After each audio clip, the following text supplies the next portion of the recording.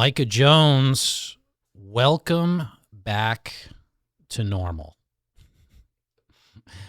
I know it's just a cheesy joke. I'll do it every time. I don't care, but welcome back to normal, Micah. Thank you, Jeff. I mean, as we were talking before the show, your podcast was the first one I did back in February. It was actually Super Bowl Sunday, and sadly, we both, I don't know. I hope we didn't jinx it, but no, it didn't go. I knew it wasn't going to go well. when I forget who the QB for Denver. Oh. Well, no, for Denver, he got hurt, which is why they even got into the Super Bowl. You know, they did. Look, they made it there. They won the AFC East, or they won the AFC. They did a good job. But that was Super Bowl hopes. No, but that was when you had me on. It was less than a week. It was 4 days after I launched the campaign. And again, really thankful that you and I have known each other for a long time. You're one of the people I had talked to extensively before I made the decision to run. So I really appreciate being back, and it feels both like yesterday and a lifetime ago since I launched and since we were last year in the studio. Well, you've been all over the place and doing a very good job.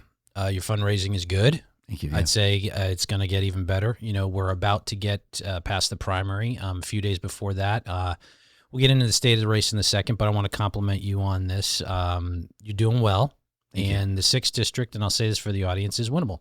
Winnable, and it's going to, the one thing I try to do with this show is make it be taken seriously, as in I want serious people to come in and give their ideas on policy, on what needs to happen in government, and you're one of those guys. And it's good to speak with you. I don't get, a lot of this it's a big statewide race, affordability, crime, those are issues that are all at the forefront, energy, all that stuff. But some of the federal stuff we don't get to touch on. So you're one of the guys I get to speak to about that, and that's good. And you're very knowledgeable about this, which is very nice.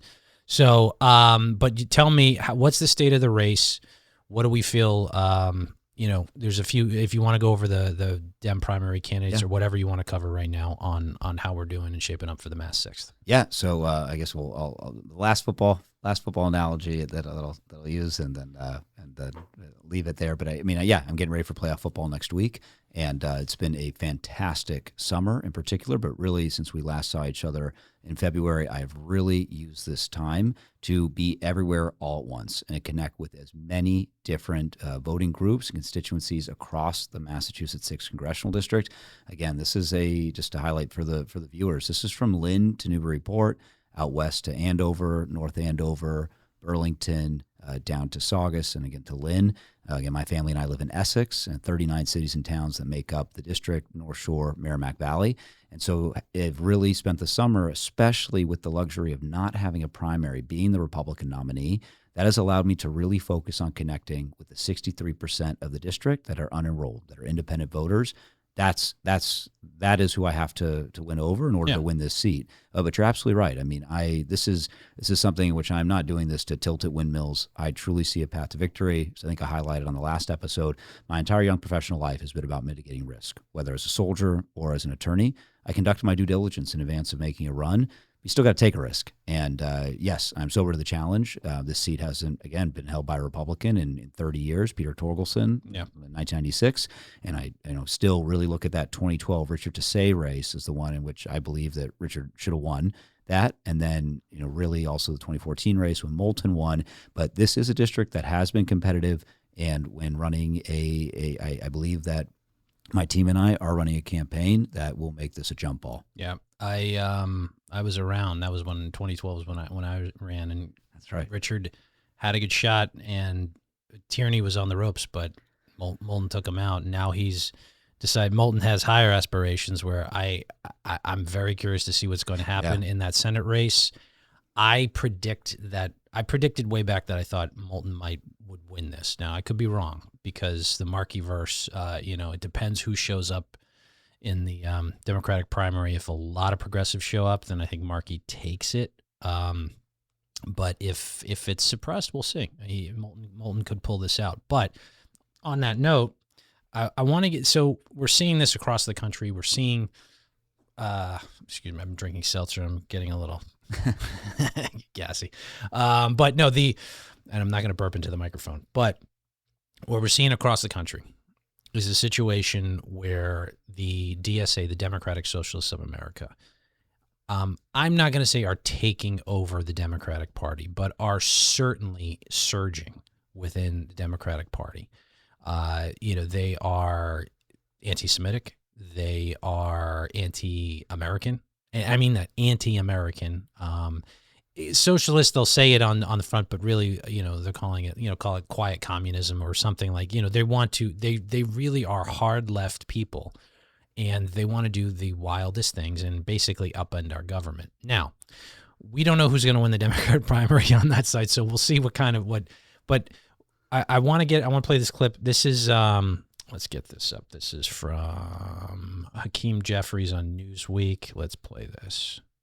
And I got no audio. To change America.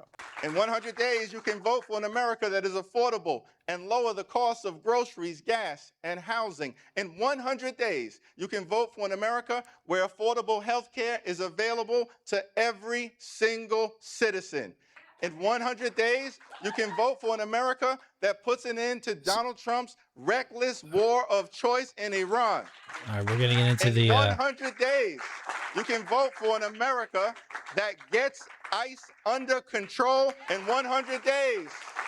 All right, so the title of it, Hakeem Jeffries rejects Medicare for All DSA agenda. Now, there's a lot of things he mentioned that are overlapped with the DSA agenda, but I wanted to touch on Medicare for All because I'm hearing this a lot, both on social media, but on legacy media as well. Medicare for All is a bad idea. I can explain, but I want to get your opinion on what your health care, because this is going to be very important when you're in office, because health care is not going to stop being an issue. No. I hope, maybe people didn't realize this, but in 2012 when the Affordable Care, or 2010 when the Affordable Care Act was passed, it didn't make health care affordable. Can you believe that, Micah? Yeah. I thought we solved it, right? But we didn't. So where are you at Medicare for All and healthcare and your policy positions on that? Yeah, so I do not support Medicare for All. I think that our Medicare system, the overall healthcare system in the United States, is very complicated, very complex. It is a system that we do have significant kind of public health care from the federal government, whether it's Medicare, Medicaid. We have, and you look at the VA space as well. We also have a very robust private healthcare system, which it has its own complexities. And so I think really where just at kind of a high level why I'm against Medicare for All is that this is a complex system that has a lot of issues. It's something that it's going to take a lot of work in order to bring down costs, in order to make it more transparent, which are things I really do believe in. But I think it's something that if we were going to roll all of that into the federal government and then just have the federal government be the one try to push that out and provide it, not only is that going to be just unbelievably expensive, but I think overall care and the ability for people to access the care that they need will be seriously weakened. I think as we see overseas in England and the National Health Service there, it's in Canada as well. Correct. Right. So we see long lines, lack of service. You wind up it's free, but you never get it. And, right. If you're older, you wind up either on a list that takes 9 months or longer, 18 months, and then you die, or you never get the service that you need. No, you're absolutely right. And this is what concerns me is people think that it's some, panacea for all the problems of healthcare because it's too expensive. Well, healthcare is expensive, but we're going to make it more expensive as soon as we make it free. And the irony of it is I want to ask people who support Medicare for All, who aren't DSA activists, how much more are they willing to spend out of their pocket, their taxes? Because everybody would have to be taxed, I'd say double what they're currently being taxed across the board. The lowest 50 percentile, all of it, to even come close to financing Medicare for All.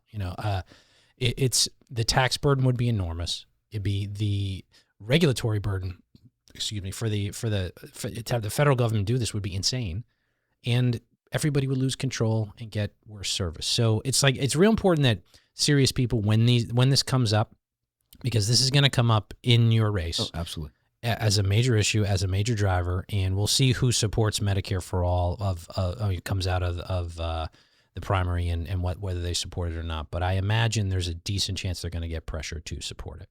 Yes, and so I think and this is something that my team is going to be rolling out some more kind of really deep dive policy issues as we pivot towards the general. We've already updated my website. People can check out micahqjones.com. It's on the screen for everybody. Yeah, thank you as always. Thank you as always, Jeff.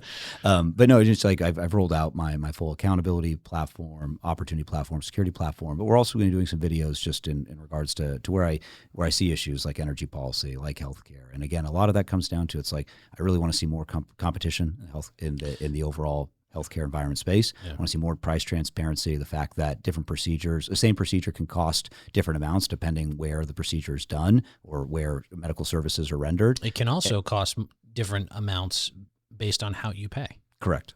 If you pay cash, it's significantly cheaper. It's like a gas station in New York. It's a discount if you pay credit or pay cash versus credit card. If you pay via insurance, it's remarkably more expensive than if you were just to write them a check. Right. Which is wild. I don't. Right. And so I think a lot of things. There's a lot of.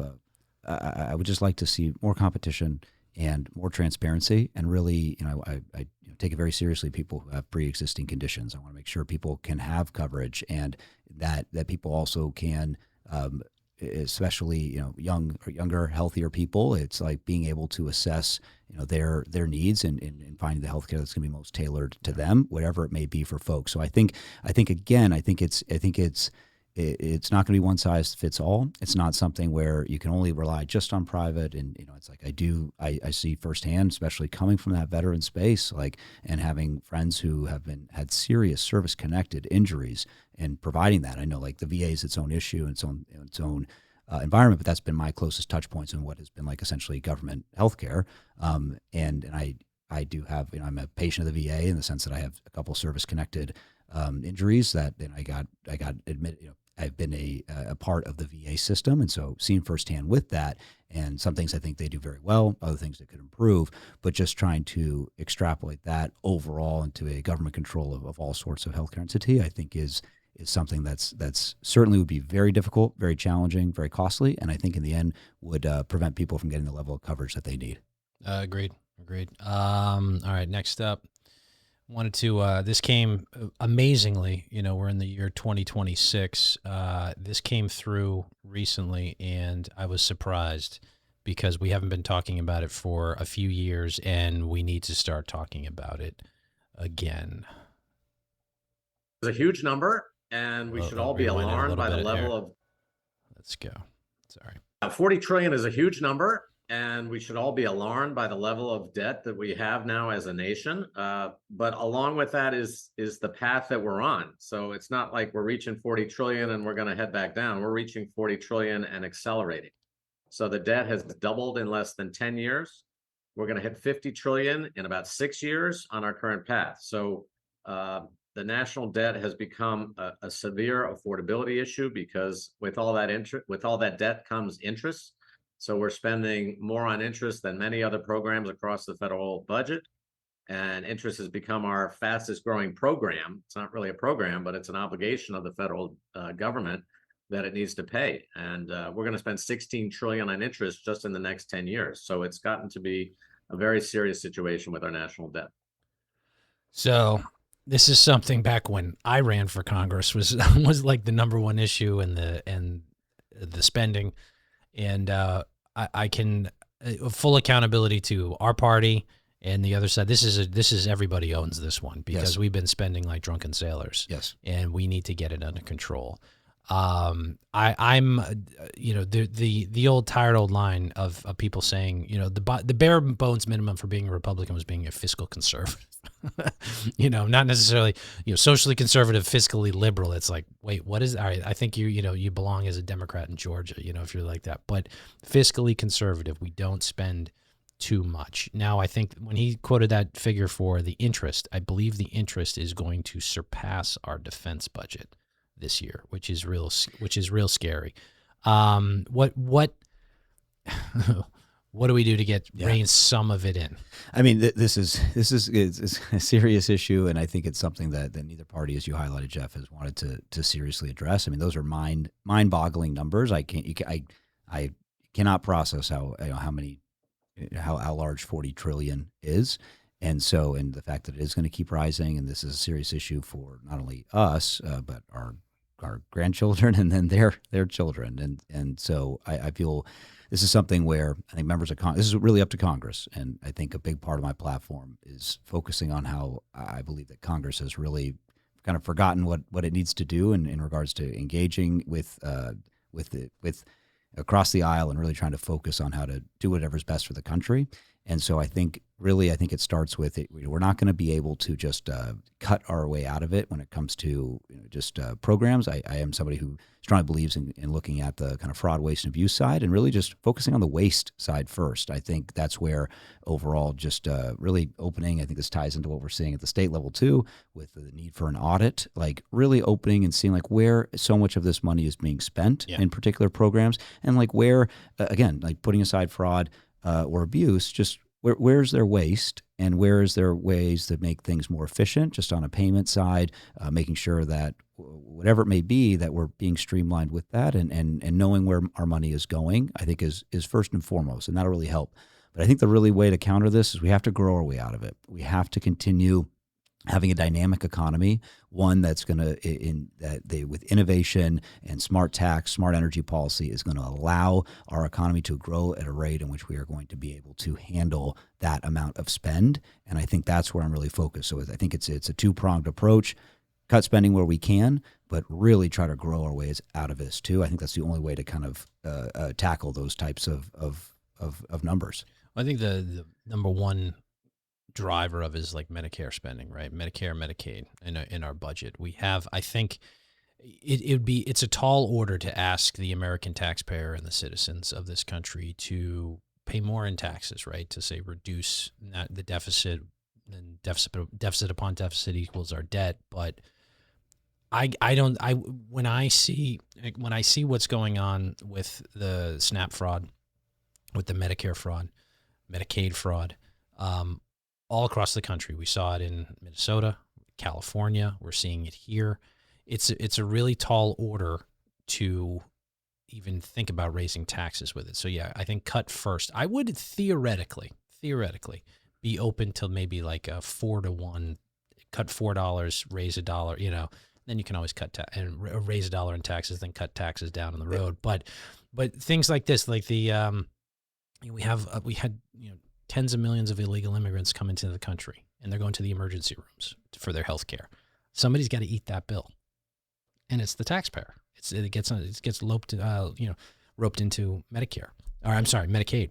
But we have when we start to that fraud, abuse, waste can get us. I'd say I used to think back in my day when I ran for Congress, it was people thought it's probably 3 to 5%. I don't think it's 3 to 5% anymore. I think it's north of 15. I think there's really that much, fat on the cow that we can really cut and get to something where it's like, okay, maybe we go from deficits of $1 trillion down to, $250 billion, right? Something like that, something ridiculous. But this is something I wanted to highlight it because I don't know why it popped. I guess because the number 40 trillion. It's mind-blowing. It's mind-boggling, and our great-grandchildren will be paying it off.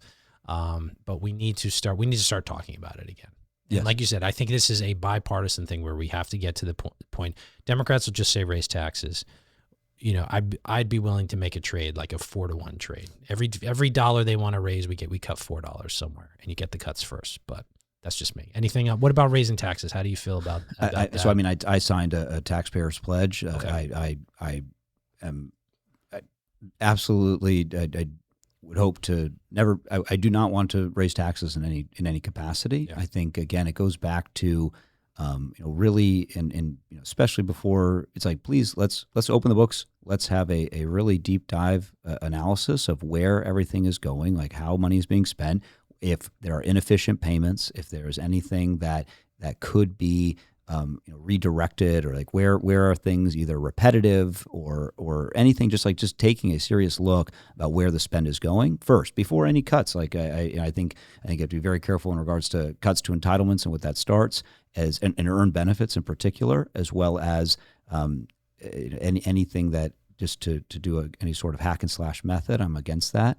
I really think it's like, let's do an audit like a business would do in trying to understand where everything's going. And then and then once we understand that, then I think you can apply, just have a greater understanding of where resources need to be surged, or just where the conversation needs to begin. Yeah. All right. Next up, I wanted to get your take on, let's see here, last topic. Where's my... All right. The latest on, we'll go to, well, it's a 2-minute clip, but the latest on Iran. Trump says Iran is in a humanitarian crisis of epic proportions. This comes as Iran vows retaliation for the so-called Operation Economic Outcast measures outlined by the Trump administration and the Treasury Secretary on Monday. Chief Correspondent Jonathan Hunt has the latest tonight from Tel Aviv. Iran's economy is buckling, but it might not break without China helping to tighten what Treasury Secretary Scott Bessent calls the noose around the regime. And China appears in no mood to give the U.S. a helping hand. China is closely monitoring relevant developments and will take all necessary measures to resolutely safeguard its own rights and interests. And that, in turn, is giving Iranian leaders belief they can withstand the economic warfare that the U.S. is unleashing against them. Naturally, they want to wage economic terrorism against us, and we have our own tools as well. We know how to play this game. President Trump insists Iran is close to economic collapse and says the U.S. is in complete control of the Strait of Hormuz, writing today, quote, "All mines have been removed and or detonated from within the international waters of the Strait of Hormuz. Iran has been notified that any ship or boat placing new mines will be immediately and systematically destroyed." That claim about clearing the strait of mines appeared to be almost immediately contradicted by a joint statement from Iran and Oman, addressing those countries' discussions about establishing new rules for passage. The statement says, in part, the proposed framework includes the establishment of a joint temporary navigational corridor through the Strait of Hormuz and an agreement to implement a joint project to clear the Strait of mines.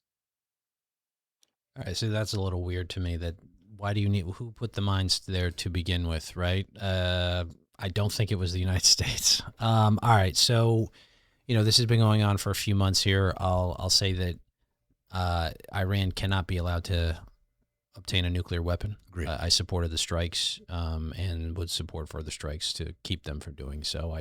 We're the big dog in the neighborhood, and we're not going to let them do it. This has been dragging on now and going back and forth. But what's your take? Yeah. So just to highlight this, and then I think, I have many thoughts, especially having served a year in Afghanistan and seeing firsthand just what that regime was doing to undermine American interests, and the fact that they were providing weapons, training, materiel to everybody from the Taliban to the Haqqani network.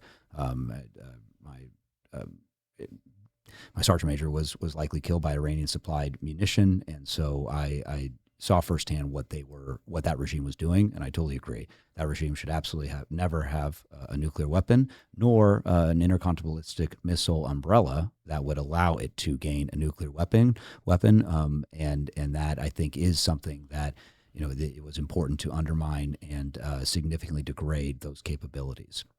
I think with this and with Iran and what we've seen is something where. I hate to say it, but I feel like in many ways we've snatched defeat from the jaws of victory. I think if, for whatever the intelligence they had, that the United States military had, that this was the time to go in, then, it's that they had it, they made the decision. And I feel like once Pandora's box is open, you have to be prepared to finish that. And that's something where I think that we should not be in this back and forth negotiation process. I think giving them any sort of leverage is something that I strongly disagree with. I disagreed with the MOU, the Memorandum of Understanding that was signed.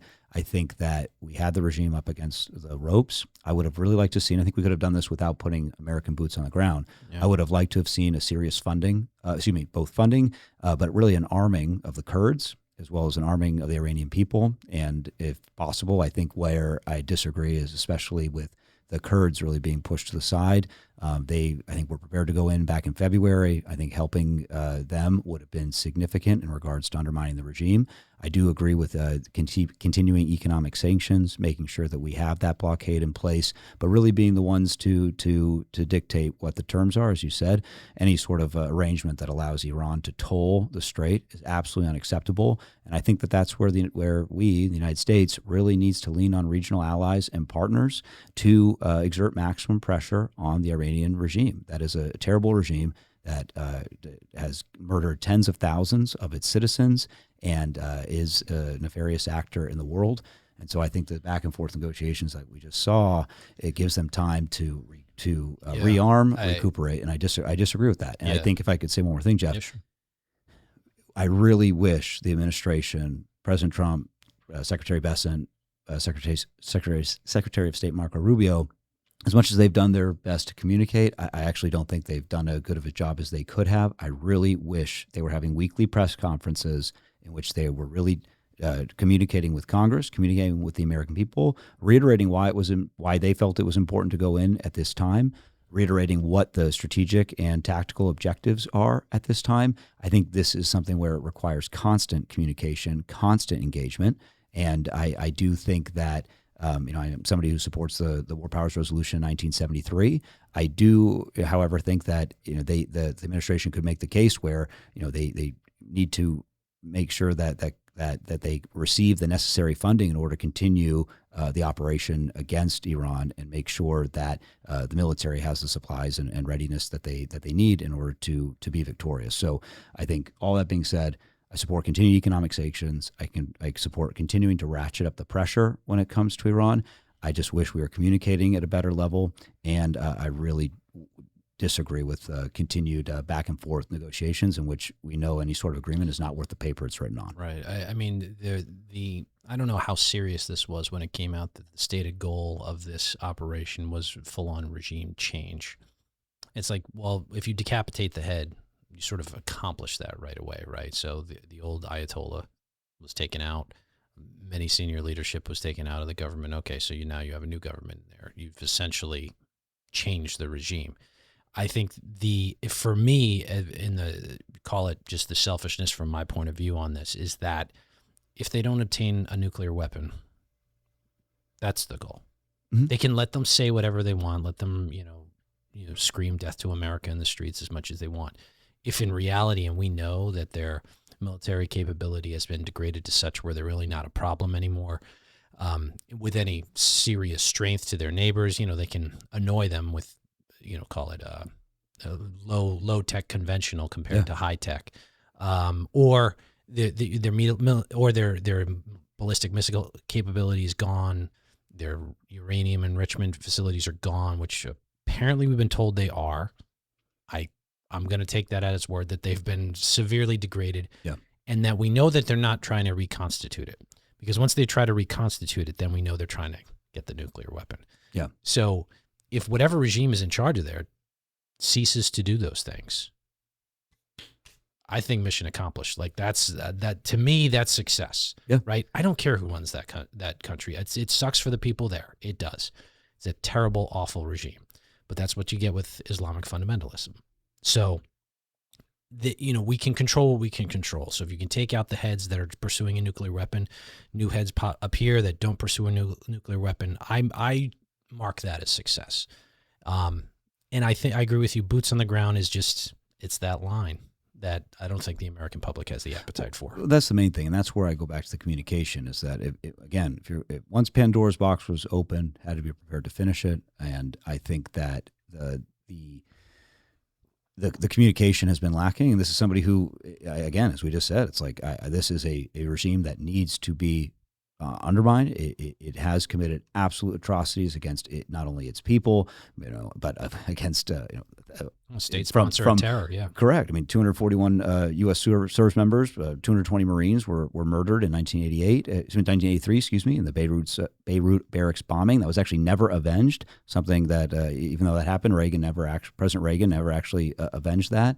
And And then I think by DoD actual statistics, over 600 American service members were killed by Iranian-supplied munitions during the global war on terror. I mean, this is a regime that has blood of American soldiers on its hands. It's a regime that seeks to undermine not only the United States but Western interests, the interests of Middle Eastern allies, and that's something that we need to prevent. The big part of my platform is a peace through strength foreign policy. I believe that America is a force for good in the world, and I believe that it is important that America is involved in preventing regimes like Iran from getting a nuclear weapon, because it does keep us safe here at home. It advances American interests, and that's something I feel very strongly about. Yeah, you've said it. All right.